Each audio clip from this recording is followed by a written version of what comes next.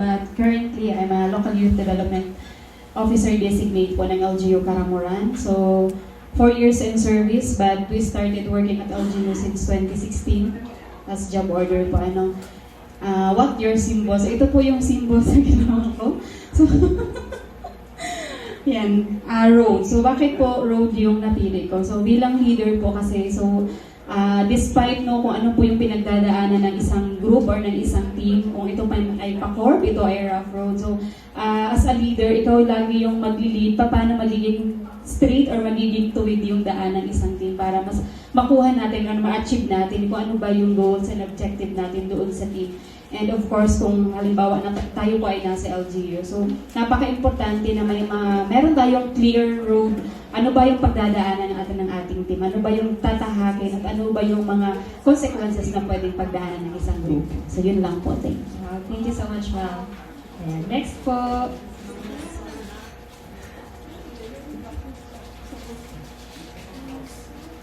Good morning po. Ako po si Nieva Asansa, Executive Assistant po sa Office of the Mayor. Bali, 6 years na po ako. Magsi-7 na po. Para po sa akin, ang leadership ay may puso po dapat.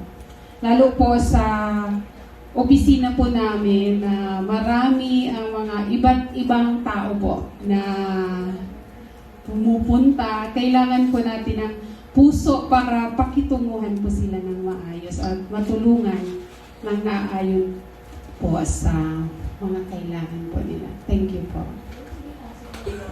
Thank you po, the Municipality of Karamuran. Next, Vera. So, good morning po. I'm Dr. Merfil Shanlin Sape po from the Municipality of Verac. Position po is Medical Officer 4 and as of this year, 3 years po in service under the LGU. So, sa akin, di ako nag-doctor kasi hindi na ko magaling mag-drawing. So, sa akin po is son. A representation of a leader. Bakit? Kasi, especially since sinabi natin during the introduction, sabi ni Ma'am Ella, yung island is disaster prone. So, kahit gaano ka-gloomy yung weather, the leader should set the tone as the sun. Di ba lagi pa rin namang sisikat ang araw to illuminate the path kahit gaano kahirap and to empower kung kakayanin nung araw, nung sinag ng araw na iyon, lalo na sa mga times na nalulugmok na ang ating mga kasama, especially for our constituents. Yun lang po. Thank you. Check, check. Okay, good morning everyone. I am Mark Joseph Matira from MDRRMO Verac. Position, LDRRMO Assistance Operation Chief. Years in service, 13 years in service. No, what your symbols is called arrow because the DRR is one goal and one objective to save lives and properties. Thank you and good morning. Okay, good morning po sa lahat. Kimberly Roy A. Balmadrid, Nutrition Officer 1, Municipal Health Nutrition Office, 2 years sa LGU Verac. And my symbol is 3, blue 3. Okay, siguro dahil rooted with values and growing with purpose and giving life to others. Yun lang. Thank you.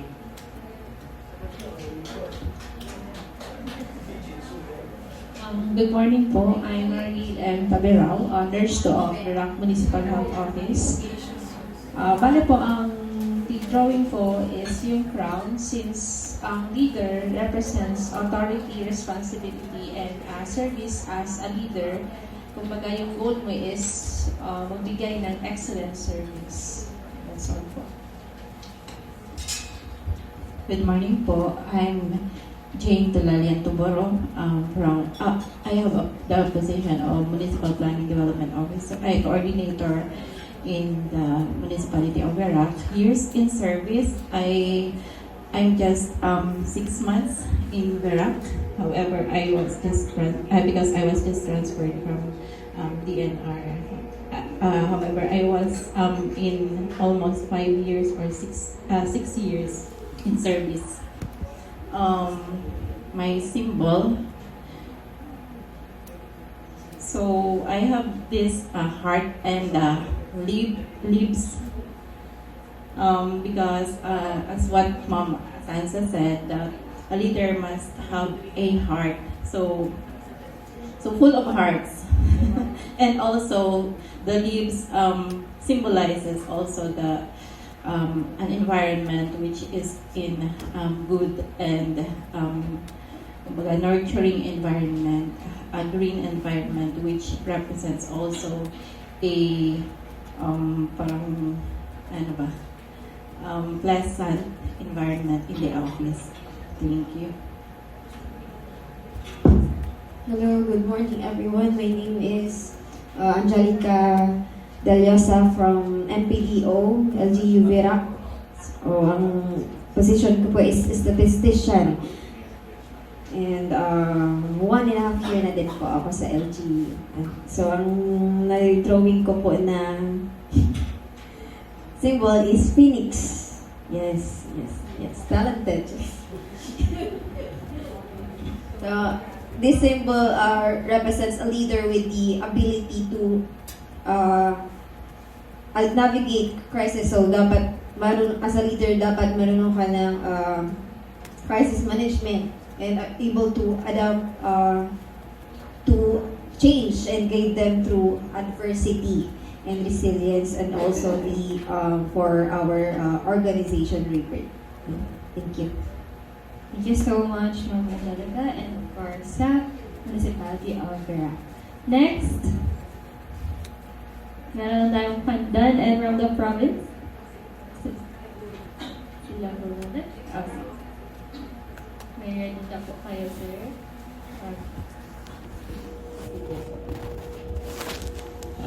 Good morning. I am Engineer Rodolfo Icarano, in PDC ng Pandan. Years in service, medyo nakakahiya kasi apat na lang siguro hindi ka na magkakabas. Si Ma'am Elsie. I am 30 years in service. Ang symbol ko ng leadership is arrow. Kasi for me, ang leader dapat marunong sumunod and marunong magpasunod and focus on the objectives to meet the goals. Thank you. Good morning. I'm Maria Ada I. Condeno, the PESO Manager of LGU Pandan and the Local Youth Development Officer Designate. 33 years in government service. Medyo gurang naman ano. Ang symbol ko po ito. Pwedeng torch, pwedeng ice cream. Duwan. Torch ini because katao siya ni ilaw or light. The init heat as the torch symbolizes me as an influential figure and an inspirational leader. On the other hand, ito naman na ice cream, malipot. Pag mainit ang payo din mga empleyado, pwede mong paliputon, pakaunon mo ice cream na stress, mag-dessert, mag-ice cream. Gatunaw ang ice cream. Ibig sabihin kung matagas ang mga puso ng mga tao, pwede man na matunaw paminsan-minsan. Paano ma'am, ako dating HR ng aming agency. Kaya gakapot din mga tao, mahirap po. The most difficult to handle are the human resources. So yung leadership mo, dapat balanced. Minsan mainit, arog sa torch, minsan malipot. Thank you. Thank you so much, ma'am.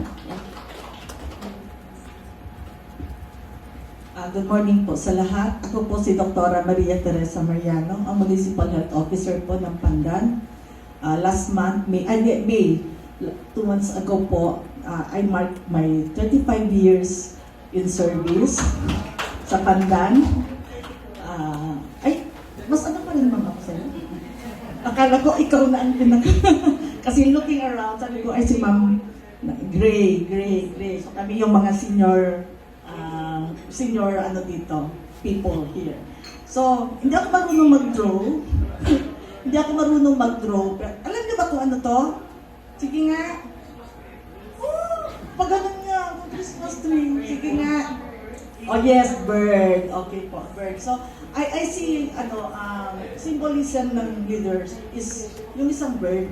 Because di ba sabi, ang bird has a bird's eye view. So dapat kita niya lahat. Hindi lang kung ano ang present, pero na-anticipate niya what lies ahead and what lies beyond sa situation ngayon. And also, a leader, trivia. Sabi daw, kaya pala ang mga birds nagpa-fly on a V position, V-shape, ganito kaya V-shape, para daw ma-break nung leader, yung kauna-unahan na bird, yung velocity, hindi ko marunong ang term, pero parang yung wind pressure or velocity ng wind, mabibreak nung nasa unahan. So, I think that is a very good symbolism of what a true leader is.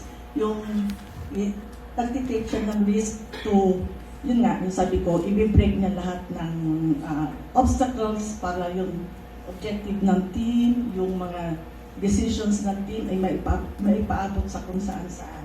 Kaya meron din ako ditong sun, kasi di ba may the sun always represent yung bright day, bright future.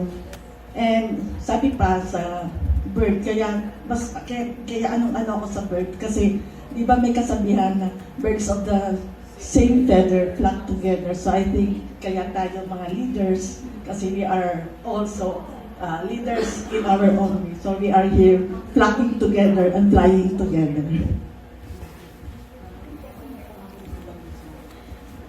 Good morning, everyone. Sa akin po, ako po si Hanay Barrientos from PSWDO and I am Social Welfare Officer. Sa akin po, maliit lang seedling because I believe that leadership is about growth. Just like seedling po, every person has the potential to grow and flourish. Yun lang.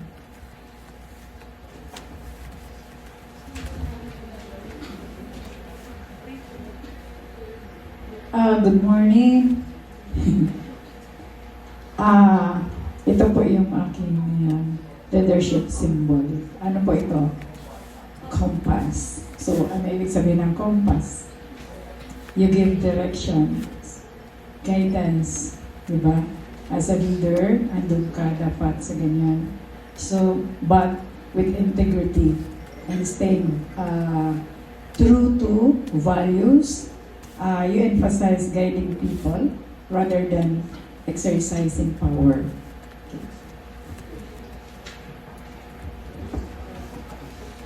Hello, good morning.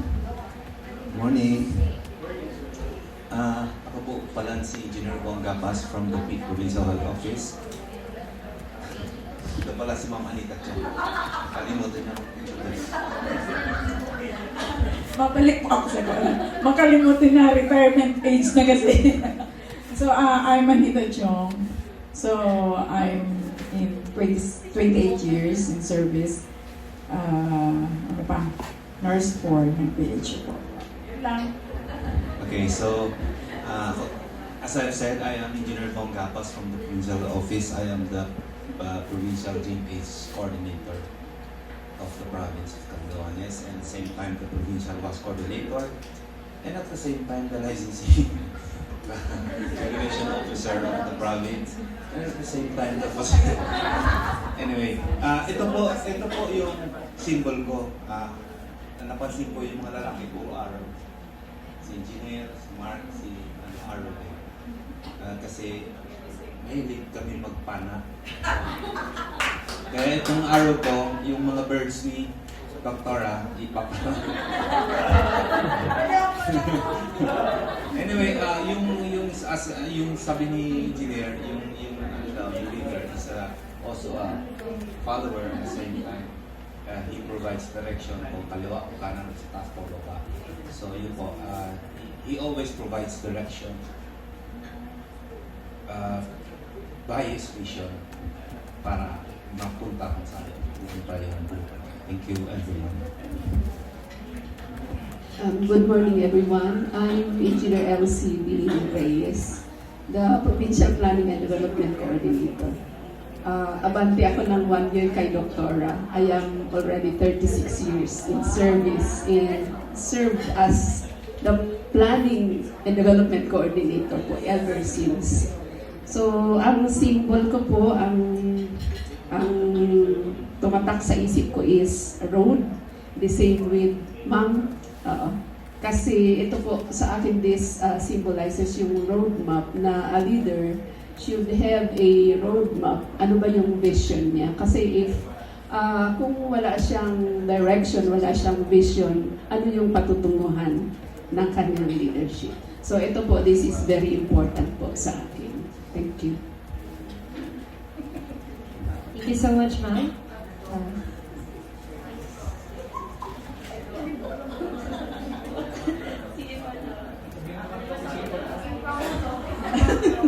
Sorry po na-late ako. So anyway, symbol daw ng leadership, tapos inudraw.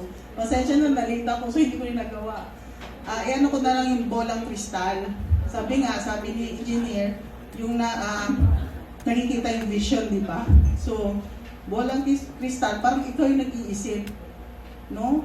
Whether present ang problem or future ang problem, parang you always try to, parang future thinking ba? Na kung ano yung present mong nakikitang problema, ano yung gusto mong solution, di ba? So, sabi nga, sinabi na lahat, no? Direction. Tayo yung leader as we make the direction for the team. So, yun po yung sa akin. So, MHO po ako ng Karamuran. Yes, year. Okay, huwag na. 22 years kasama yung DDTV ko.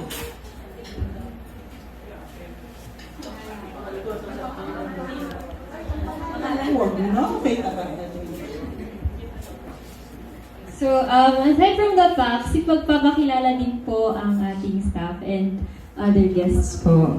Starting with Ms.